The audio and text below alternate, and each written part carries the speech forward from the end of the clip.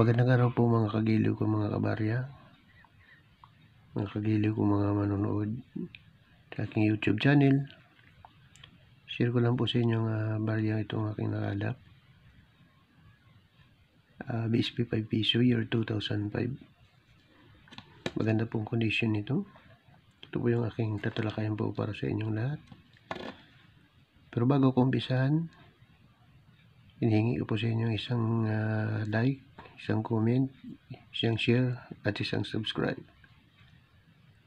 So, kung kayo ay handa na, umpisa ko na po ipagtalakay sa baryang ito.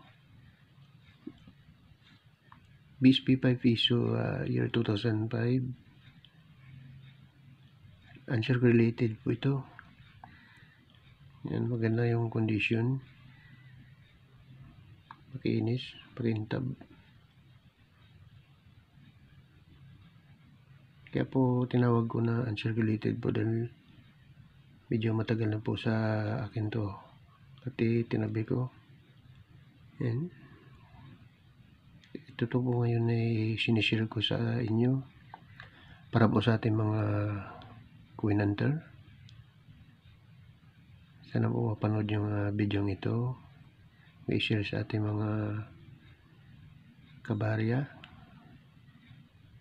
So sa ngayon ng ganito mga barya hindi pa gaano mataas yung value. Kaya ipon lang po ng ipon, handlang lang po ng handlang barya.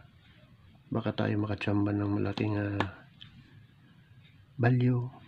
Kasi yung mga ganitong barya makikintab tumataas po ang value nito Kaya baka sakali makatsamba po tayo ng mga matataas yung yung value. So sana po mapanood yung video ito. I-share po sa ating mga kasamang kabarya, mga ka-hunter natin, para po makakaroon man ng konting idea sa kanilang pag-hunt ng barya. So sana po mapanood yung video ito at may share po. So hanggang dito na lang at sana mapanood yung video ito.